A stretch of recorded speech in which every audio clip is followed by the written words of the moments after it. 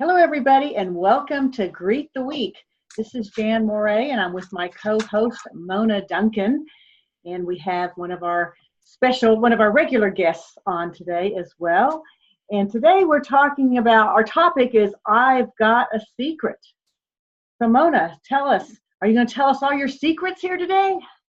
Well, not necessarily, although I try not to keep secrets. I want to be as open and honest and authentic as I possibly know how to be. But, working with people that are hurting, and there is a saying, especially in our 12-step programs, that our sickness is in our secrets. And that as we can begin to release them and get honest with ourselves, realize that we are fabulous as well as flawed, and be okay with that, be okay with not being okay, and being open about it, maybe not to reveal all the gory details or anything, but to be open and honest about it, that then we really can, be healed. And the saying is that everyone has a secret, and sometimes it's in having those secrets that, we just stay closed up and we stay haunted because we're afraid that others will find out. And it can just lead to a lot of problems. If we try to hide those things, they're still there. They don't go away. And so a lot of times when you're trying to hide something, you're just not dealing with it. And I can think of that's going to come back later to bite you, because some of these things need to be dealt with. Exactly.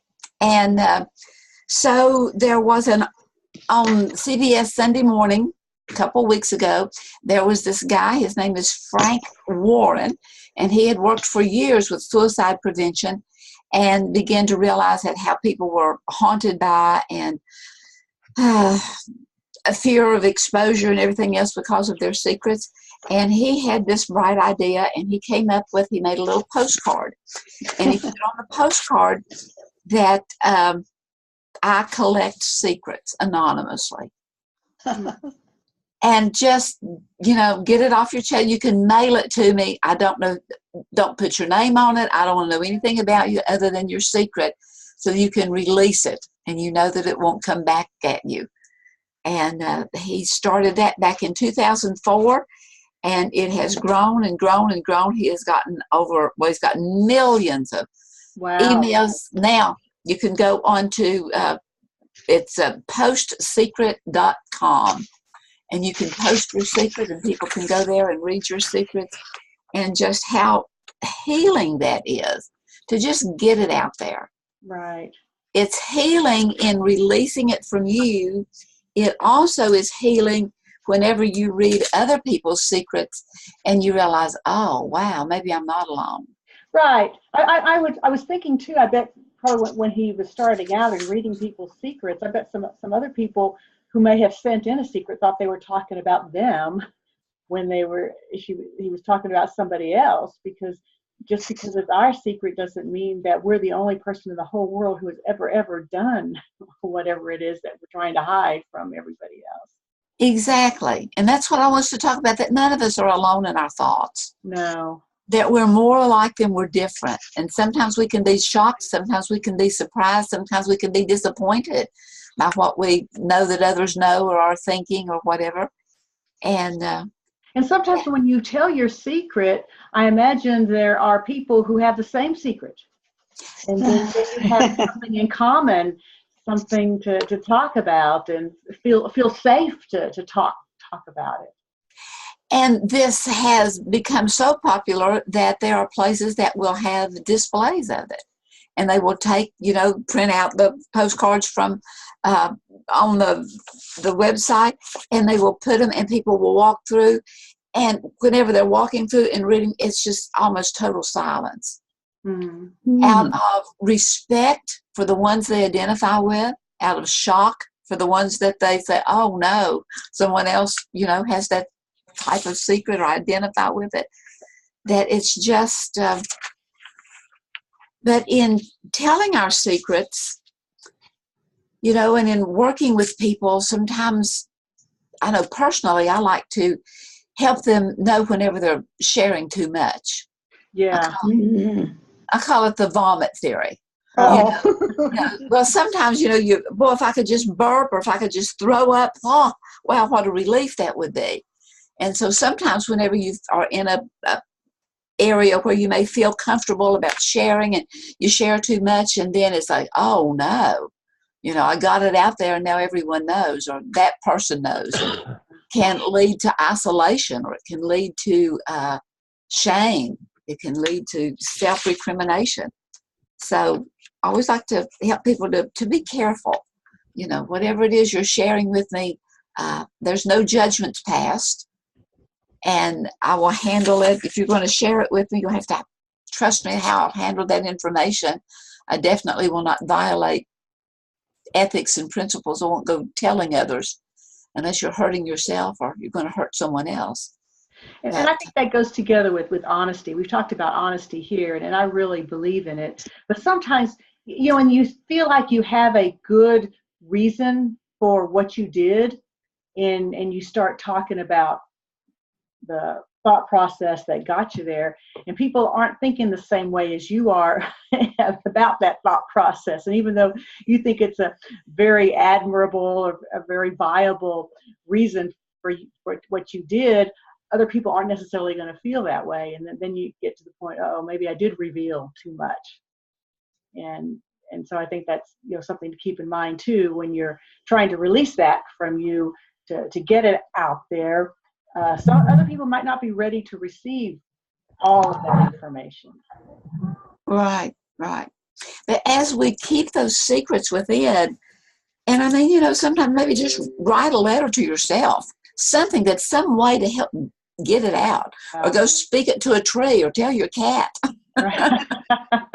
Because sometimes it doesn't have to be to another person. Right. It can be just the fact that we can really get it out. And as we hear ourselves say it, it bounces against the wall and we're hearing it come back at us. And we begin to think, wait a minute, maybe it was not as heavy as I was making it out to be, and just getting it out where we, and I'm talking we as in me, myself, and I, or you, yourself, and you, just you and you, to kind of begin to get honest with it. We have to get honest with ourselves before we can get honest with anyone else.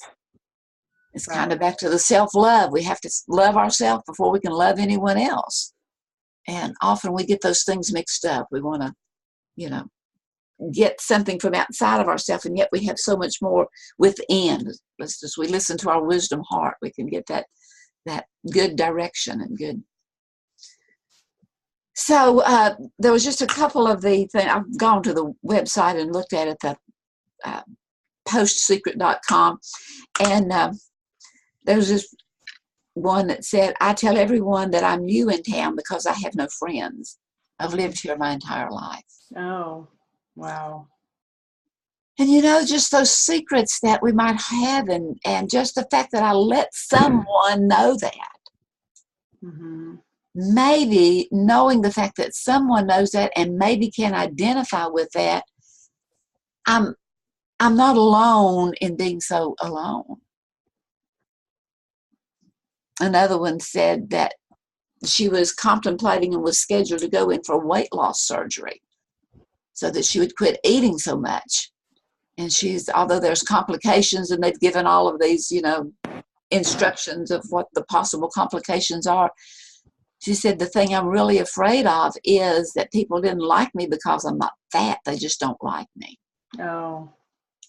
And some people hide behind their weight. They hide behind things that are easier not to like. Exactly. And matter of fact, that was even a thought with me many years ago, is that, is it because of the size I am? Is it because of this? And we can put up those barriers, and unknowingly we put up such a barrier that we can become more off-putting than we are receptive to. Mm-hmm. And I had to look at the fact that, if someone dislikes me because I am this size, who owns the problem? Right. Right, exactly. And if it's not my problem, now I'm not saying overeating wasn't my problem. I was saying, because there's just so many problems as part of the problem. Sometimes you have to really sort through them. And But for so, somebody to not accept you for that reason, right, right. they've got issues. Right. If someone doesn't accept me because of my skin color, my eye color, how tall I am, what size I am, then who really owns that problem? Yeah. And if that problem is not my problem, then I'm not going to make it my problem. Yeah. And I say that as lovingly as I can know how to begin to release myself and in turn release others also. And so, if there is something there, but I want to be honest about it because sometimes we can make too light of things that it really is off-putting. And but to really, begin to get honest with those secrets. And why do we hold them in? Why do we hold them in rather than, and how does it haunt us? Is it inviting us to reconcile to a past event that we've been hiding from? Is it keeping us from developing those intimate relationships? And I'm not talking sex. What does intimate mean? Yeah, right. Intimacy, into me, see who I am, Right. warts and all.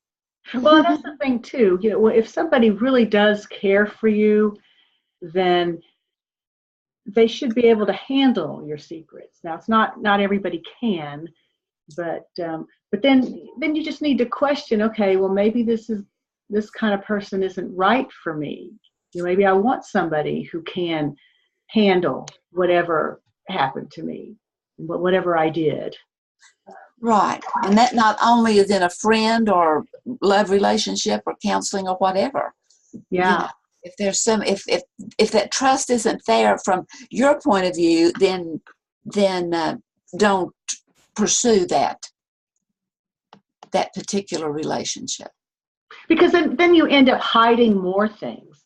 If you're afraid to tell the truth, to be honest about who you are, and then you start keeping those secrets, first of all, that's not good for you to keep the secrets, but then what does that do to the relationship if you continue to do things because you don't feel comfortable telling your partner or whomever what it is that's going on?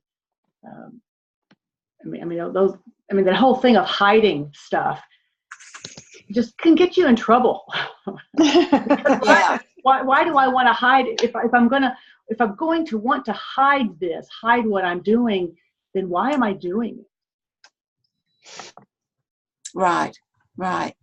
So if our sicknesses and our secrets, as we begin to release those secrets, at least get honest with ourselves, maybe one other person. And, of course, in the 12-step programs, it is to have that confession, that you seek someone out, that you can go and just lay it on the line. And having been through the 12 steps, it is just so liberating.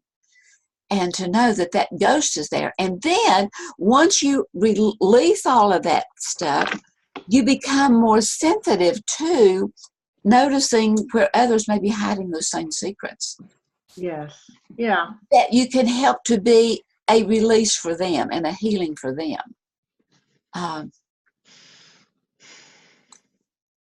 Because we're more alike than we're different. We are. And we're all human. We all have things that we're not very proud of that we've done. And acting like it never happened or wasn't there is not good for us. But to just speak it out. And it's kind of a way of releasing it, of letting it go. And it's not magic, but it is a mystery as to how it brings that release. Yeah. Release. And maybe, not going into, you can just, you don't have to, well, back to the vomit there. You don't have to throw it all out there. You don't need too much information, yeah. Right. Don't give too much information. We want to be a little bit judicious, not only in sharing in ourselves, but in also those that would share with us, to help them not to go too far, so that they would be embarrassed and exposed and shame. And to share with people who are willing to be open, because sometimes there are people that that you tell about what's going on with you and your inner secrets, but they're not sharing anything about themselves. And then it's hard to feel close to that person when they're not sharing anything back. Yeah, I remember a number of years, it has to be at least 20 years ago, when diversity training was just starting in the workplace. And we had several different instructors, and some of the instructors gave a lot of examples about what happened in their life and connecting it to what was going on. But there were a few instructors that just never shared anything. And I remember one of the participants commented to her and said, you're just not forthcoming about anything that's gone on in your life, and I'm having a difficult time following you and wanting to stay and just feeling that you're genuine. And so, when somebody is sharing something with you, to be able to show that you're not perfect either, that you've done some of these things as well, also helps to bring people closer and to kind of open up the conversation so that people don't feel so bad and then they feel uncomfortable and safe to talk about. Right. And you see the humanity in each. Yeah. And that's just like a lot with, we need to maintain those that are counselors need to maintain that professionalness, but you need to be real. Right. Also. Exactly. And the fact that, I can identify with that. And I've kind of messed up sometimes too. As a matter of fact, with, the choice theory and reality therapy, it's building that relationship with the client so that you can be there, that they would trust you, but that you can be open enough that they can trust you also. Not that you're sharing your secrets with them. It's and that is one of the things I've liked about reality therapy and choice theory when I was, going through my counseling classes. And I think I heard this from several different places. And I know I've got some instructors on this call here. Please correct me if I'm wrong. But that they do encourage the counselor to give personal examples. Whereas when you go through your counseling classes, they're saying, no, don't self-disclose.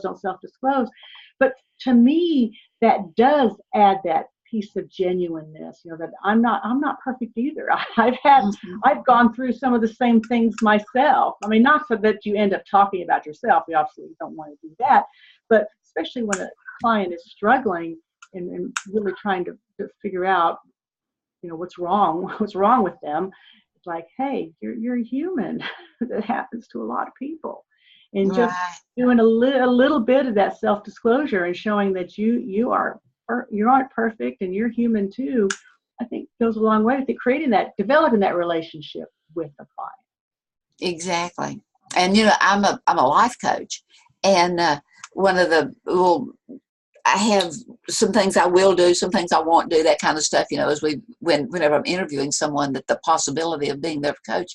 And one of the things that I have on there is, no judgments passed and no criticism, and the safety that, won't be telling other people and so forth. And I have in there that I will ask you to do what I continually ask me to do, and that's to go back to the drawing board and to reevaluate my own self as well as, And one of the things that I have in there is that I give you the privilege, I give you permission to call me out. Yeah. I give you permission to call me out. That's one of the things we're going to sign there, what I will do for you and what I won't do for you, and what I expect and what I will do my very best not to expect. And one of the things is you can call me out on it. Right. And we'll openly discuss it. Yeah, because that does help strengthen the relationship when somebody doesn't really buy what it is you're saying and say, hey, that's just wrong. That doesn't make sense at all. And so, being able to talk through it instead of having them think that way, and then they're going to go and never come back. Right. And we use words. You know how I love words, and every word is powerful. And every word has some kind of an emotion or a symbol associated with it.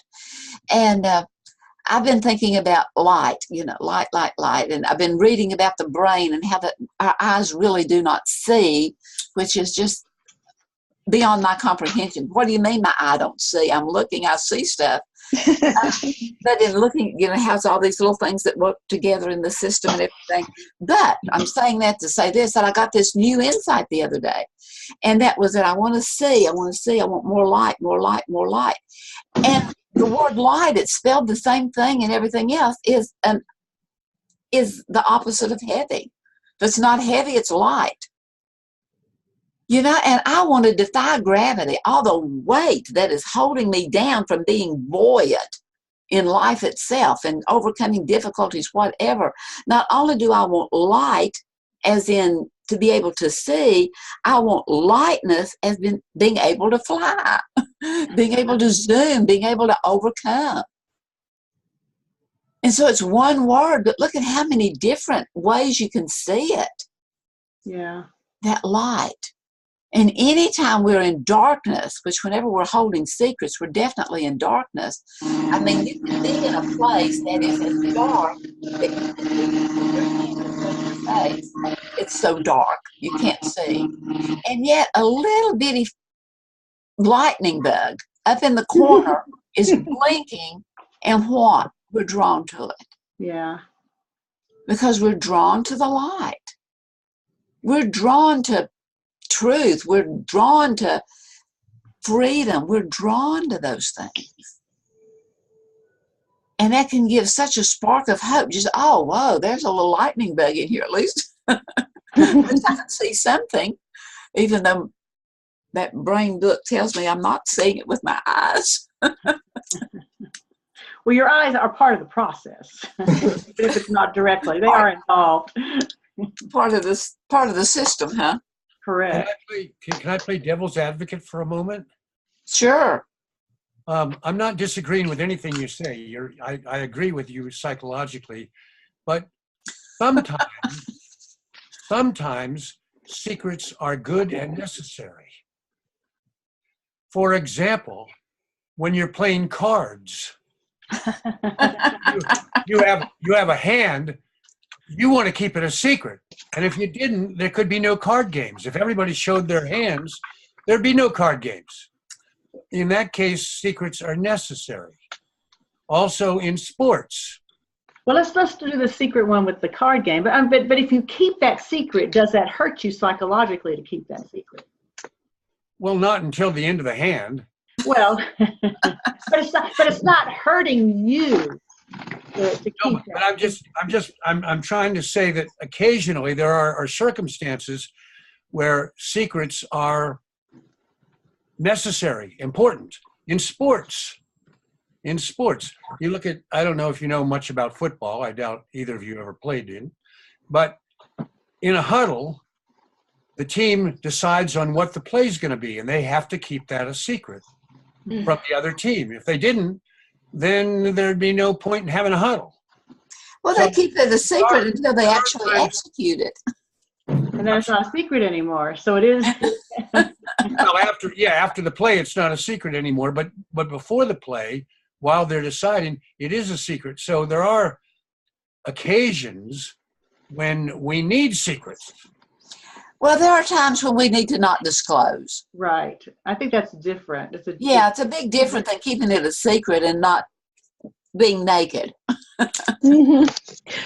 I think it makes a difference as to how long you're withholding that information from coming out into the world.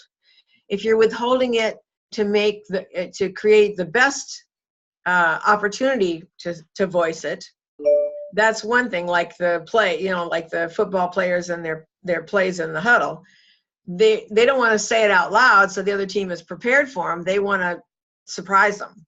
Right. So, but they're not going to keep that play a secret after they've once started it.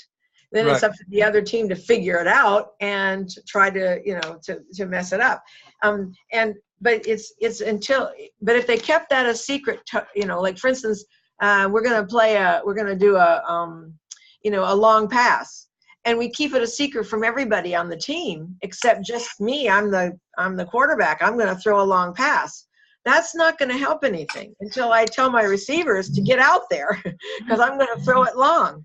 You see, and then I need to tell all my tackles, so, look out for me because I'm going to try to make it long. So give me time. So we let the information out when it's appropriate to let it out. What we're talking about here, what I think what Jan's been talking about, or Mona's been talking about, is holding it within till it begins to till it begins to come that weight. Your life, to create something about your life that's not good for you. It's holding it in.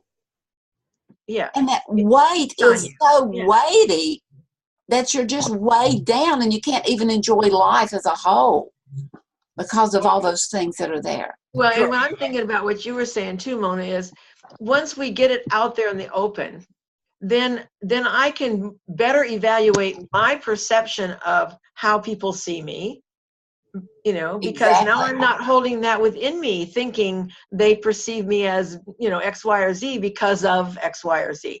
Now I can put it out there and I can begin to self-evaluate. Am I being the kind of person I want to be? If I'm holding a secret, like a grudge, or holding a secret about something that's happened that, whatever they said was wrong. If I'm holding that within, I'm pulling back. I'm not expanding my life. I'm pulling in, and what I'm actually creating is not a very accepting environment for everyone else. And doesn't help.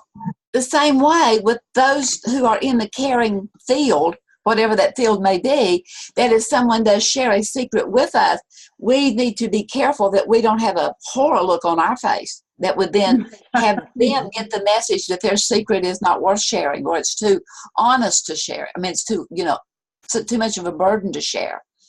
And if our child comes to us and tells us, I was jumping on the bed, if we if we get that angry look, how many times are they going to be honest with us again? Yeah. Or I jumped off the roof today, Mom. It's we need to be aware of and look at how we are responding to those secrets that are shared with us. Yeah. I know whenever there was a young lady in a class that I was teaching, it was just a little group that we had, and she shared with me later that she had been sexually assaulted by her granddad. And she said that, I can't. She says, I've never shared this secret with anyone. I've never told anyone. And she says, I think some people know, but they tell me I don't know. And anyway, and I told her, I says, well, I don't know, but I just think you need to tell it. Yeah. Yeah, it's my thought. I just think you need to let it. I said, the fact that you shared it with me, do you feel a little lighter? Yeah. Well, I think you just need to.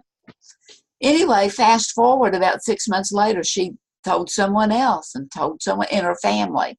Yeah. Told someone else and found out that there was another one that had been abused also. And it brought a whole lot of healing in that whole entire family. But sometimes we just have to, just my thoughts, but maybe it is okay to tell. But I think going back to Jerry's question, and because I'm thinking about, like, for a surprise birthday party, if you're going to hold a surprise party for somebody, you're going to want to keep that a secret. But it's not something that you keep for a secret forever. You keep it a secret up to the point of the surprise, and then it's out in the open. But for those secrets that you're holding in without any intention of telling anybody, or no time of when you're going to open up and tell people, and it's bothering you and it's affecting your health, those are the things that you need. So could you conclude that the difference between a justifiable secret and an unjustifiable secret is the difference between temporary and permanent?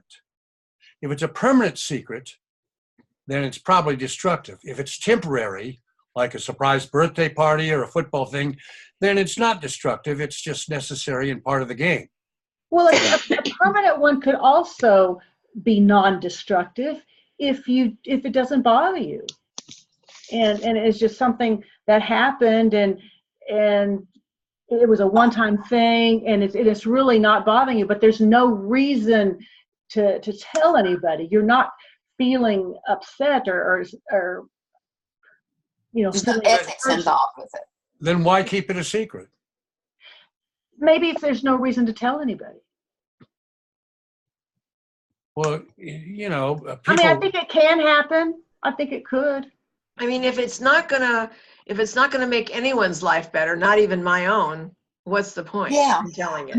Then it becomes idle If it chatter. can lighten my load, or it can help me to see things differently, or I can help someone else to see something differently, it might be of benefit to the world to let it out. I mean, something real simple could be like I'm driving somebody else's car, and I scrape the tire on the curb, and so I look at the tire. The tire doesn't look damaged. It's running fine. There's no problem, and so I don't say anything, and he never has a flat or anything like that. You know, maybe if he has a flat later on, I can own up and say, hey, you know, I scraped your tire. But if nothing ever happens, there's no reason to tell anybody about it. And if you're confronted, then you don't have to deny it. Right. If anything ever did happen. Well, our time is running out, so I would suggest it's back to, with the secret being like not only light as if when you can see or it's too dim, but light, using both analogies, light as if it's heavy or easy to carry. Yeah. And whenever those secrets become so difficult to carry, that it may be time to consider, who do I need to share this with? Yeah. Someone that can be trusted and someone that will care. So good closing thoughts, Mona. Thank you. So thanks everybody for joining, and we'll see you again next week for another edition of Greet the Week.